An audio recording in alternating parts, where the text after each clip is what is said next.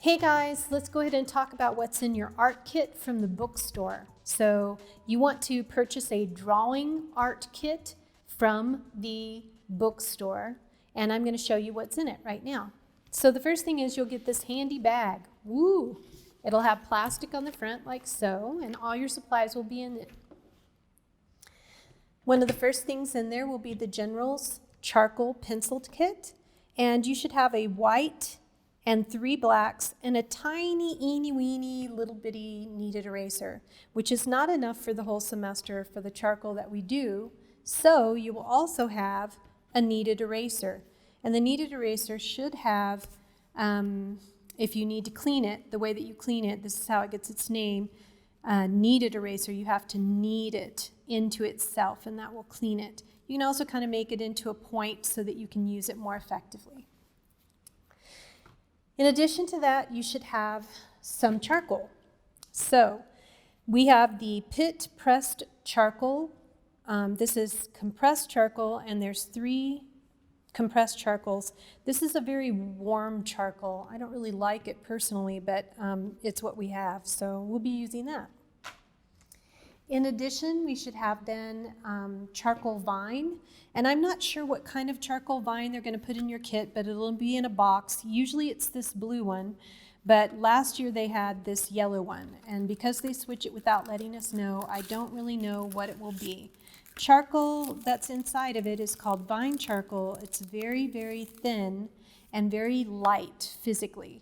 It makes a very light mark.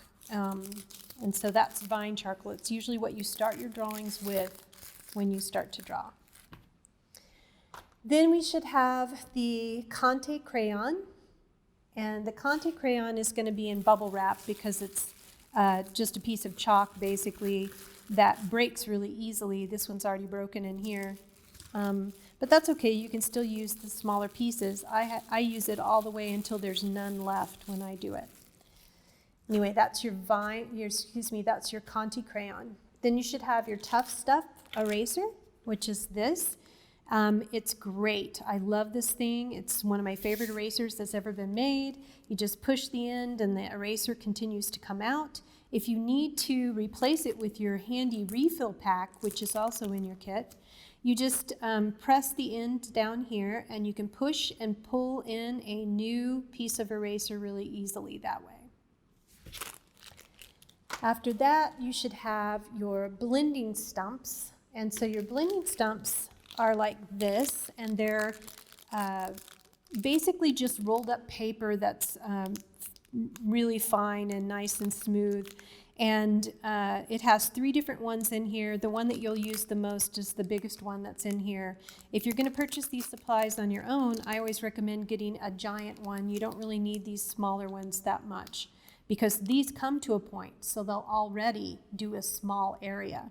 But the small ones can't do a large area. Anyway, blending stumps. To clean these, you need a fine piece of sandpaper, about a 400 grit, somewhere in there, and you just roll it and sand it as you go to keep this nice tip, or you'll get a flat spot, which will cause all sorts of grief when you start to do it. After your blending stumps, you should have your Tombow Professional Drawing Pencil Kit.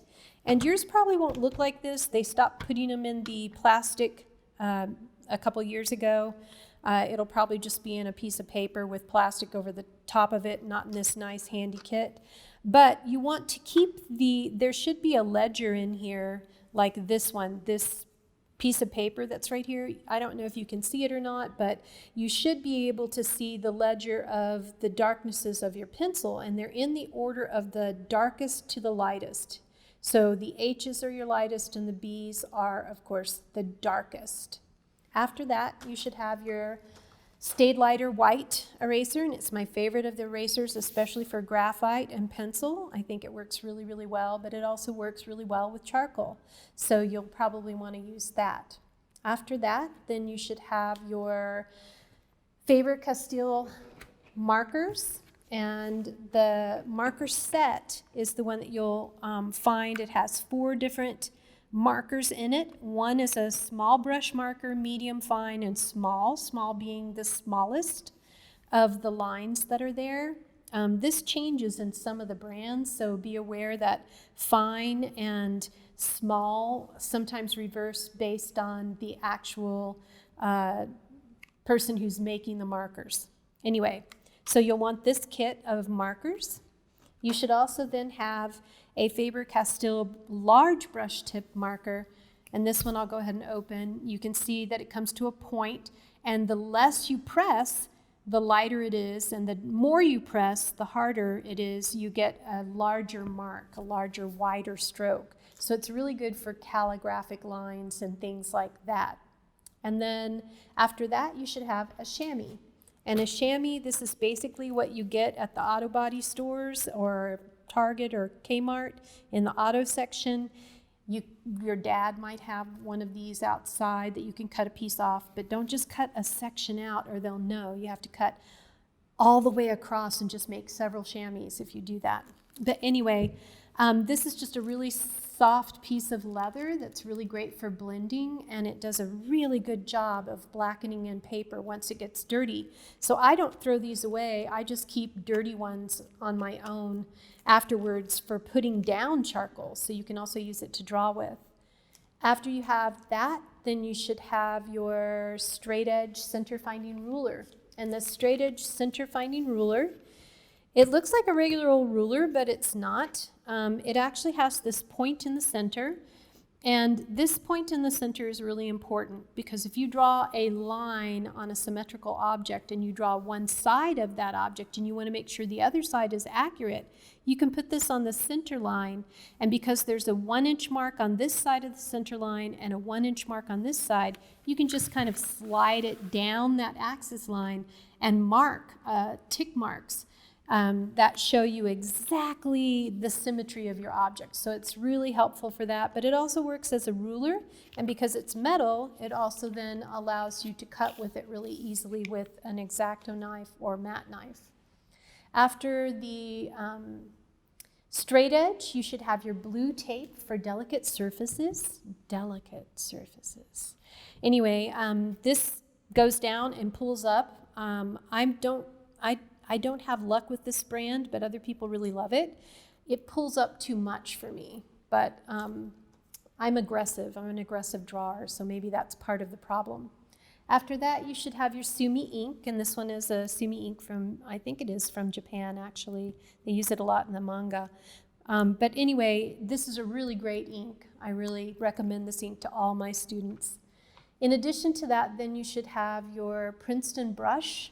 And this is a good synthetic round brush.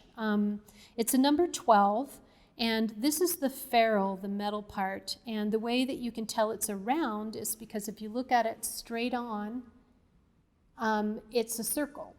And so that's how it gets its name, the round. And then it's a pointed round because the brush itself tapers to a really fine point. This one sometimes comes apart right here where the pieces come apart. And if it does that to you, all you have to do is super glue this back in. But anyway, this works pretty well. It's a pretty good brush. This one's not coming apart, but the one that I had did. In addition to the brush, then you should have a clear T-square. And the clear T-square is going to look like this. And this is for when you do things like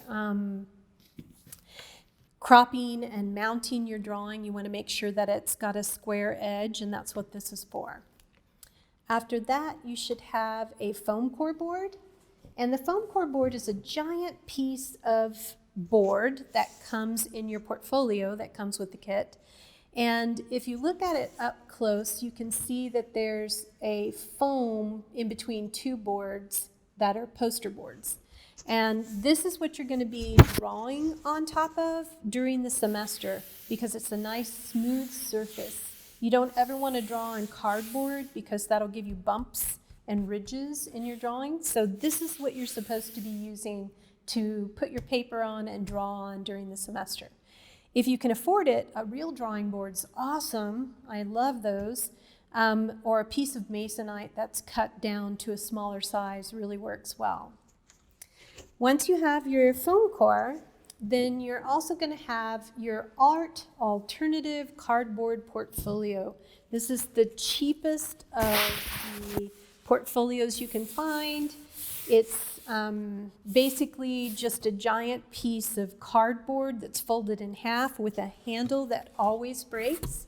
Here's the handle that always breaks. I usually recommend putting duct tape here with a piece of wood slat, like those paint mixers that you can get at Home Depot. If you put one here and then one on the inside and then tape those together and then you do the same thing to this other side, it won't break as easily.